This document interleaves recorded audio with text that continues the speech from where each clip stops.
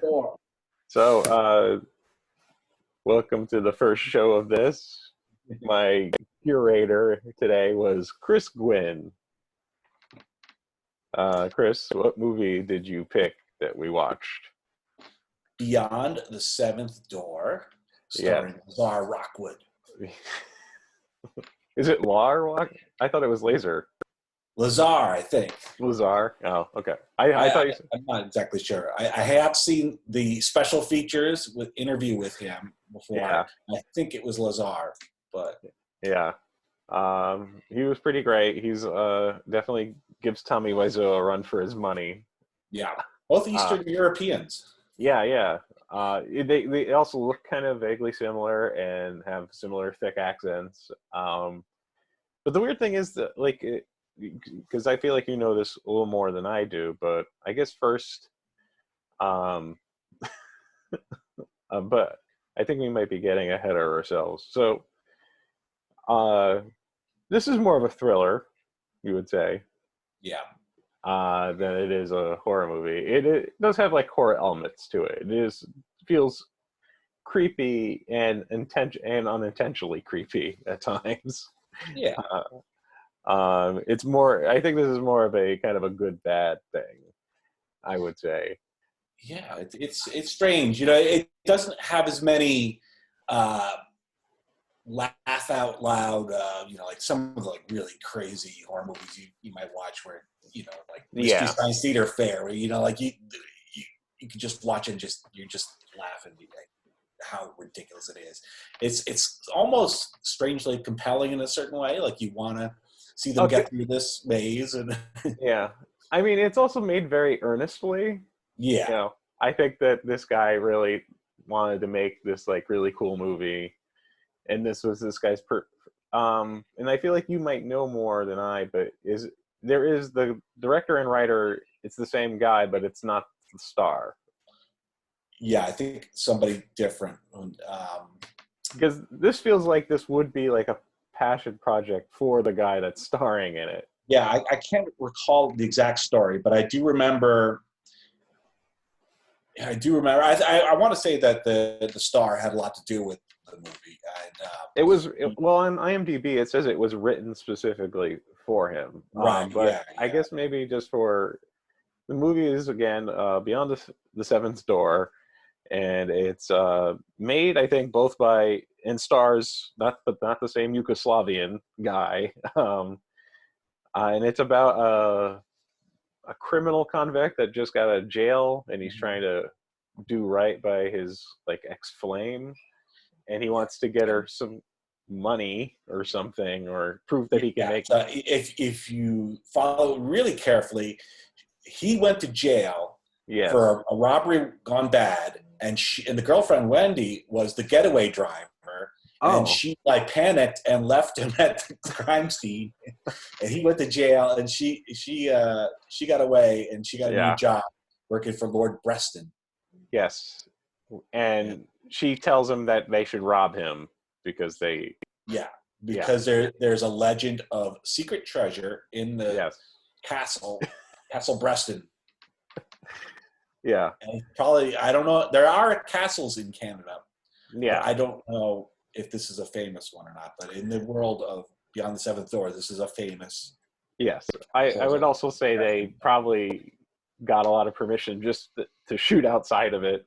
I don't think it was actually shot in any of that. It looks like it was like kind of basement sets. Someplace in Toronto. Yeah. Yeah, the basement, who knows whose basement they filmed it in, but the exterior shot that they use extensively is looked like castle-like building in Toronto. Yeah. And essentially they get into the place and it becomes like this kind of survival game where they have to go into different chambers and figure out riddles that lead them into the next video game. Yes, it is. And it's it's pretty ridiculous the entire way through. First it's riddles, and then there's a point where they get into one chamber. He's like, no hints, and he essentially has to just break a hole in the wall. It's not even Yeah, because the clues stop after a certain number of rooms. They're like, there's no more clues. You just got to figure it out. It's just like, okay, just do whatever. You have 4 minutes to figure the empty room out. To figure it out, part of elaborate rooms with elaborate puzzles, like you have to rely on Roman and Greek mythology to figure yes. I was completely the empty room. We're like, because there was a point where when they were trying to decipher who the riddle, the person they have to, it's like the end of Indiana Jones and the Last Crusade where he has to spell out Jehovah, and the riddle has something alludes to a Greek god, and he has to like spell out some Greek god's name, but they're not sure, and they're going through like mythology. They tried Greek mythology first. Yes. But then they realized, no, that was Greek. It wasn't Greek. You just switched to Roman mythology. Yeah. The thing that's really funny about that is like that there's like a moment in there where I'm like, oh wow, like he kind of put some thought into it. There is some like level of discipline in this by adding like a kind of a fancy or kind of a little kind of, it seems like pseudo intellectual reference. But then right after that room, they're like, okay, we're out of riddles. And like, and then I was like, oh, this movie is really stupid now. Enough money to come up with more riddles. Yeah.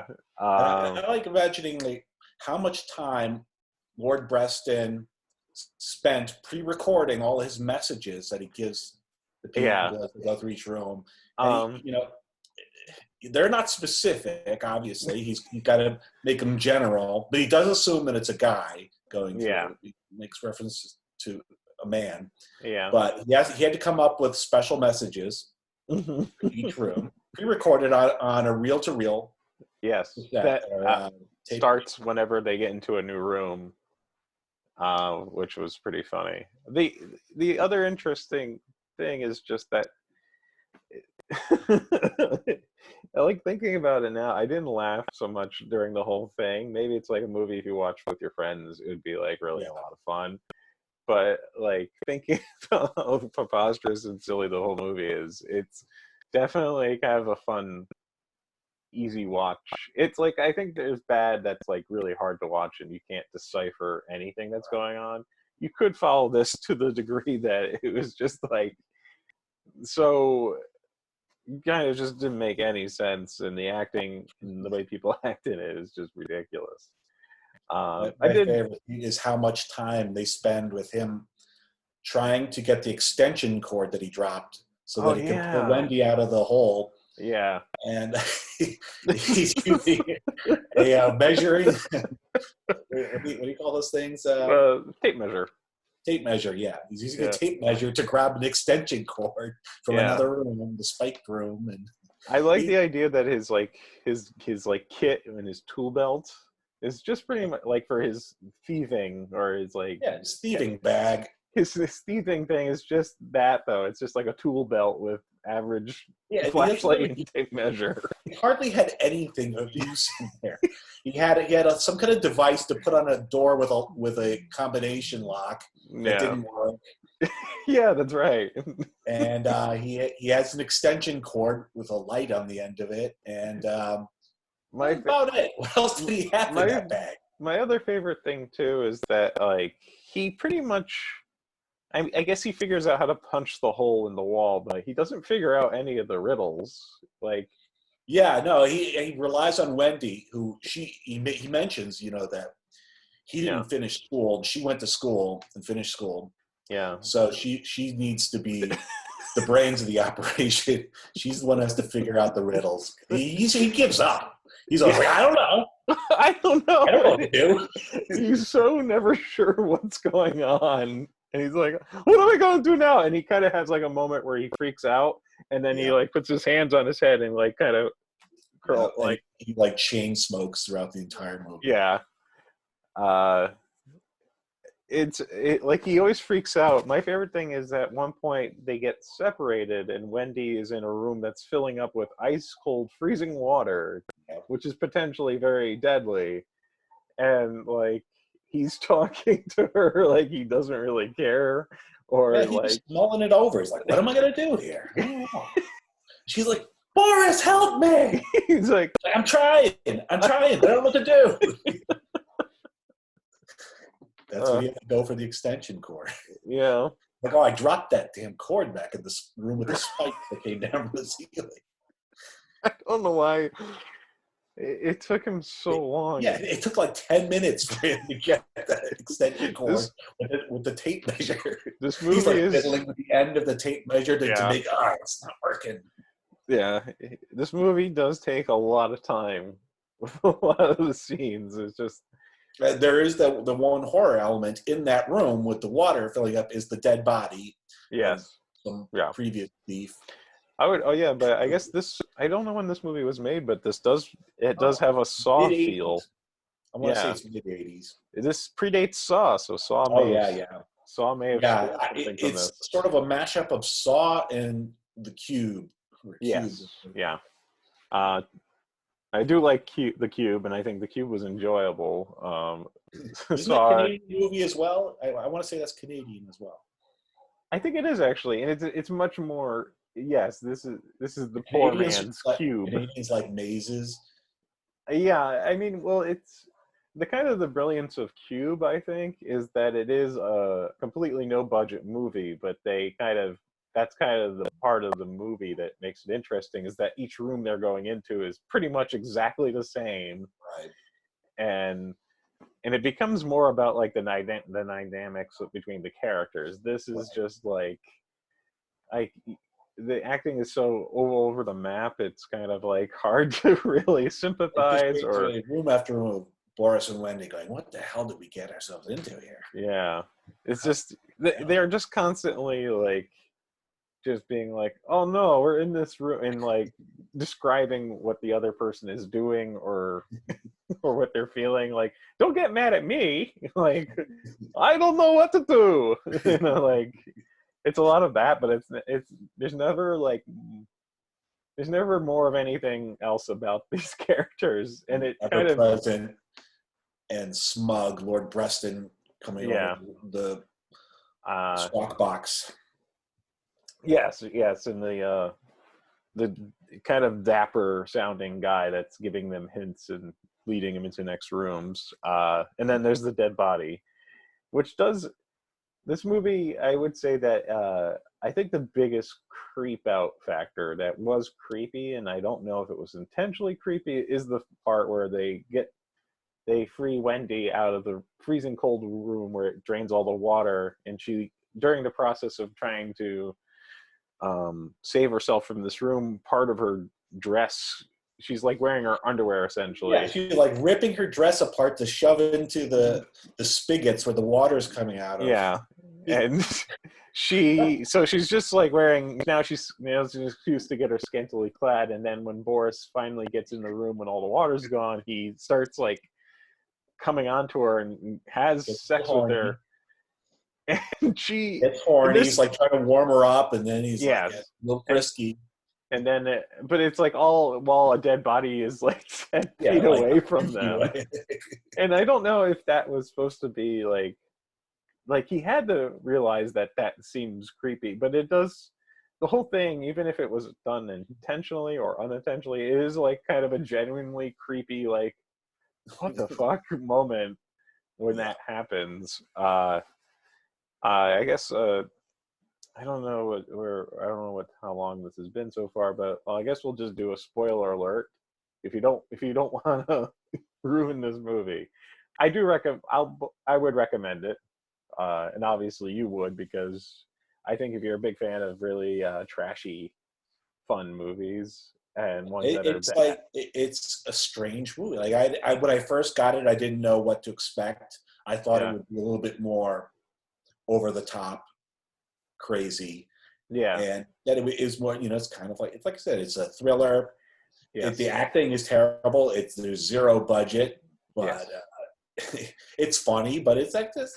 I don't know, somewhat compelling. It is somewhat compelling, and it is like I think there's just the earnestness behind it is really carries. Like they're like it's not like trying to be funny, and I think they're trying to make it really work, and it just kind of fails, and I was really expecting actually a lot less from just the beginning credits that look like cable access credits, but then the movie actually kind of has more of a production value than that. I felt. I was actually surprised when they got into the maze house that it, like, I thought it was going to look really bad. I thought it was just going to be all like basement, like, doorways and stuff. I'm glad they at least tried a little bit, and that kind of redeemed it a little bit. And I think just the general earnestness of, like, you can tell that somebody wanted to make this, and it was enjoyable. It wasn't really that boring. like you want bad boring. You feel bad for Boris. You just want him to get that one score. After he had a rough life. Yeah. I think Wendy points out at the end that he was only 36, though he looks like he's about 46. Yes. He had a rough life. Yes. Oh, yeah. So, spoiler alert: Wendy apparently is in on it, and that's probably why she knew the answers to some of those riddles. But then again, why is she worried that the water is going to, like, kill her? Or unless she's acting the entire time, because that's what the guy says. You're a good actor. I think she was acting the whole time. I guess. So the water wasn't after Boris. They find the money. Yes. And Boris has a chance. They can just leave. Lord Breston says you can just leave, or take the money, and something might happen. Something might happen. And Wendy does try and convince him. She really works hard. Yeah. Boris to convince him to just leave. He grabs a little bit of money. And when I said she does try, it's just like there's a lot of repetition of the same information. Yeah. It's not like there's, like, again, I think because there's a lack of character in it, there's kind of like, just like, don't do that, don't take the money, but I need it, it's probably a good idea. No, don't. And it's just like the same argument. I mean, but the funny thing is, he knows the thing is wired and something's going to happen. He discovers that it's booby trapped. Yeah. He doesn't make any kind of attempt to get around the booby trap. He's like, well, I'll just take this money out of the case and just pray for the best. Yeah. It's pretty nihilistic. I know, if it was me, I would maybe, like, I don't know, maybe take my shoe off and maybe put the shoe in as I'm taking money out. So maybe the Indiana Jones trick. Yeah. No. Yeah. But it'll be fine. Yeah, the character that we kind of grown to love was not important. And he wasn't a good thief. He was a bad thief. And then Wendy goes upstairs. Wendy works at the castle. Yes, and her job is bringing these guys in to go through these. She gets paid big bucks, and Lord Breston says, "But why do you have to make love to all of them?"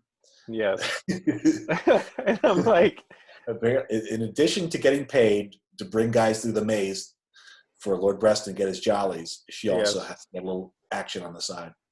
Right. But Lord Breston doesn't want her to do that.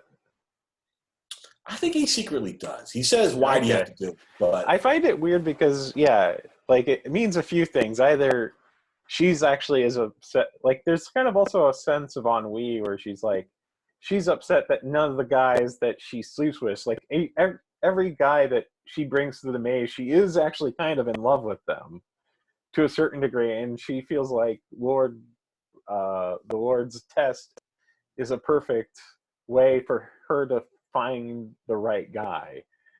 Two, it was like I feel like that could have been easily fixed at the end with the Lord going, that's what I told you, daughter. Like, I told you these guys weren't good enough for you. Like, that kind of would have made more sense. But the fact that she's like an employee, she just like is having a hard time, or maybe that's what she likes. Maybe she likes doing that. It was a shocker of an ending. I really thought she cared for Boris. Throughout the entire thing. I thought they had apparently not real love, but I mean, she obviously does, because she gave away what the answers to most of the riddles were. Maybe she gets paid by the room. Gave her $20,000. Maybe she makes a lot of. Well, no, he said she got $20,000 to lead someone through essentially a death trap. Yeah, but maybe it's like, I don't know how to do the math, but it goes through like 6 doors, and the 7th door is the final one. Yeah. So whatever the math is, each door, what's 20,000 divided by 6? She gets a commission on each room. I would say that I know that there was the element of her being in her underwear, and just for everybody who, it's like there isn't like a lot of like I feel like there's a lot of opportunity for a lot of gratuitous like sex scenes, but it doesn't do any nudity, and it doesn't. But the odd thing is he gets semi-nude too, because after that scene where he gets all frisky, he takes his shirt off, and all of a sudden he's like running around shirtless for like the last little bit of back.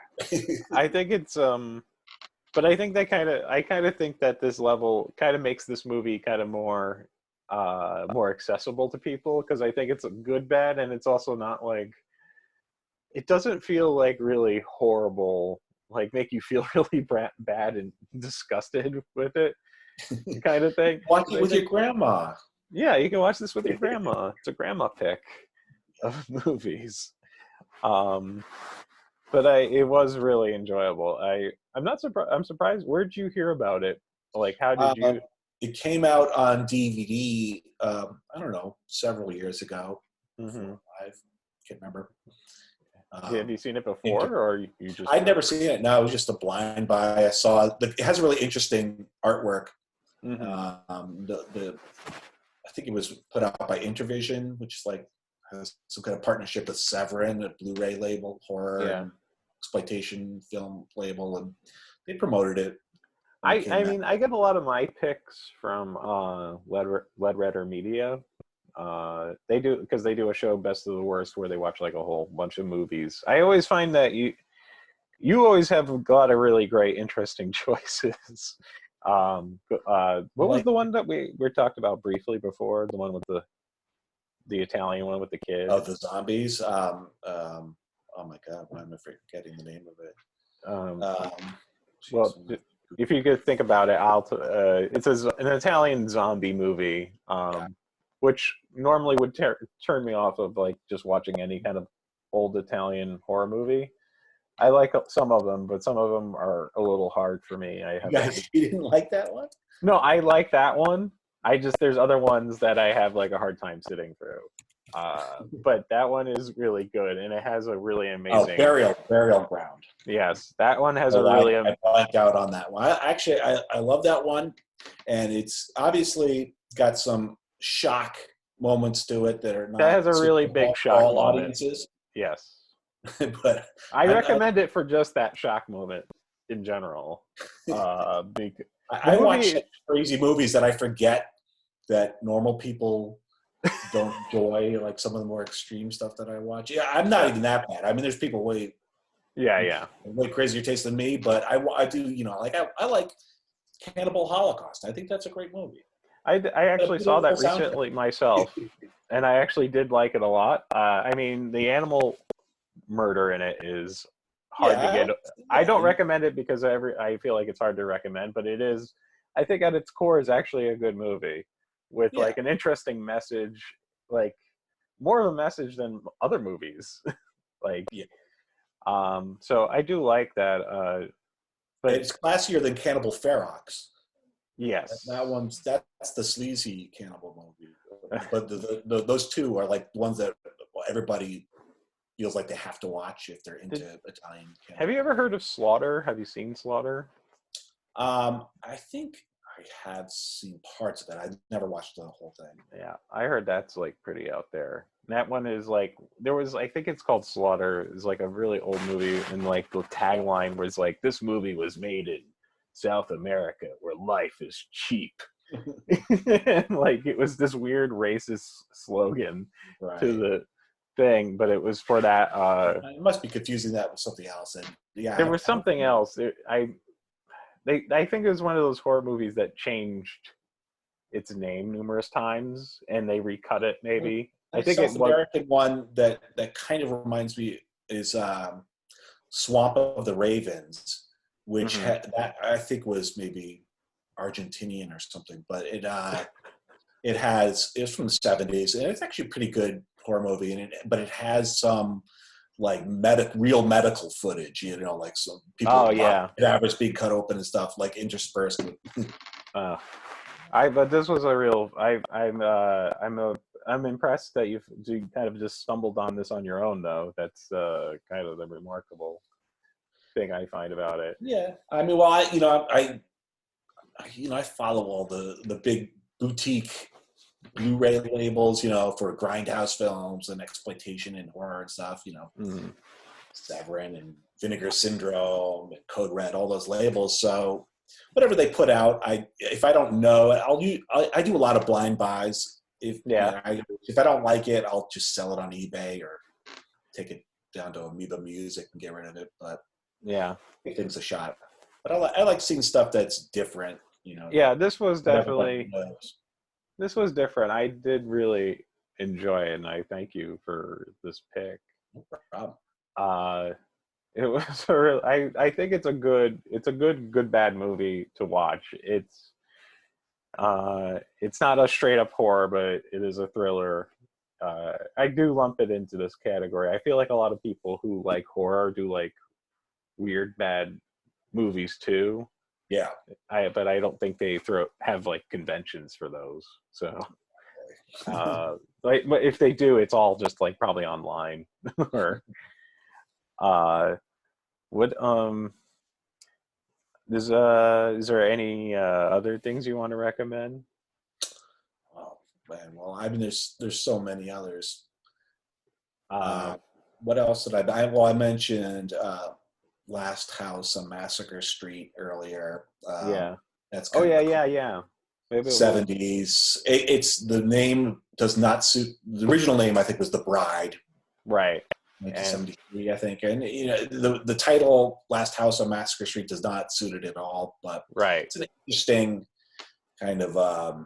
As we were saying before, that it was probably trying to ape on and jump on the bandwagon of Last House on the Left. Last House on the Left. Yeah, right. There were like 5 films that in that time period that all had Last House on the whatever, or tagged onto it by the studios because it was such a popular exploitation film. Everybody wanted to make it seem like theirs was a sequel or something. Yeah, I think there's like something about. I feel like there's like a market where there's like like kind of discriminating like film people who are like there's like this market of them who are like, what, I want to see that movie that's out, Transmorphers. Yeah, that's it. Yeah, that's what I wanted to see. I heard about that. And then they watch it and they realize it's not Transformers. Yeah, right. And then like I love that there's a person. It feels like that's who they're solely marketing to. It's just the people that. Yeah, well, people get easily confused if the name sounds somewhat similar and it came out around the same time. I mean, I got confused between that movie and like Last House on a Dead End Street. Yeah, there's like Last House on the Beach, but it's confusing, and that's what they rely on. Yeah, that was the grindhouse way, just to get you in the door, just get you in the seat. I feel like I think that was easier back in the time before like video. I think everybody was like, I think I saw that in the theater, or that movie with that name. Because back then you only had to rely on either you read the newspaper for reviews, and a lot of these movies didn't get reviewed by normal critics. Yeah. And then you had to, there was no video market in the 70s, and movies didn't like, you'd see it once at the theater. Or if you liked it, maybe you'd go see it a few times at the theater. But when it was done playing at the theater, you didn't see it ever again. Yeah. Going on TV, it's severely edited. Yeah. It was, I do highly recommend. By the way, while we were talking about Last House on the Left, was filmed in Reading, Connecticut. Oh, that's where you're part of it anyway. Oh, I'm from Connecticut, and so are you. Mm-hmm. For people who are watching, what? That's Reading is my hometown. Yeah. For people who are watching this and don't know anything about us, or just my mom. No. Yeah, it's just a random factoid. No, it's good. Yeah, I actually really like Last House on the Left too. That like I thought that was a pretty. I mean, it's not for everybody, but it is a rather classic, one of the better kind of grindhouse Yeah, movies. that was pretty popular. Was it Wes Anderson? Not Wes. Wes Craven. Wes Craven, yes. Yes. It was like, I think it was one of his first things. Yeah, and it was originally going to be made as a porno. And I think at least one of the actors, if not a couple of them, had done adult films. Yeah. And for whatever reason, once they got into production, they scrapped the porno idea and just went with pure exploitation. Well, that was also kind of the funny thing, I think, too, is like the thing I find interesting. It's Sammy Cat. Like like how there was like during the 50s there was like an abundant supply of beach movies. Mm-hmm. I think that was because at the time there was no way to really see like women in bikinis. Well, yeah, and weird thing, I can't remember where I saw it, but I was watching some documentary, and they were talking. The guy was talking about it. It's like, when I was a teenager in like the 50s and 60s, and all these bikini movies were out. He's like, they were the stupidest movies. People my age did not care, even though they were targeted technically towards teenagers. Yeah, he's like, people my age thought they were dumb. He's like, they were for my father. My middle-aged father would come take me to the movie theater when I was like 13 or something, and my father would be really into it because of the bikini girls. Yeah, it's like, it was technically a teen movie, but the teenagers thought they were stupid and nerdy, but the fathers really loved it. I think it's funny because I feel like at that time when I think Last House on the Left and came out, I feel like pornography and exploitation movies were very skewed to begin with. Like they were pretty much playing in the same theaters at times, I think, from what I remember. Definitely. But yeah, we should do another one and do The Bride / Last House on Massacre Street. Yeah, and I could probably come up with many other suggestions. Well, if anyone wants to join us, and we all watch it at the same time and have a Zoom meeting. No, just to see how it goes. Last House on Massacre Street. That would be great. I want to see that. That sounds. But you said it's very different. It's different. I almost. You said it's supernatural, no? I'm trying to. I think there is a supernatural. I've seen it once, and I'm trying to remember. But it's almost like if Wes Anderson made a horror movie. Okay, I'm enticed. It's highly stylized. It's got a cool soundtrack, and it's just got these weird scenes. Like you could picture Wes Anderson directing. Just these, like just people having regular kind of conversations, and just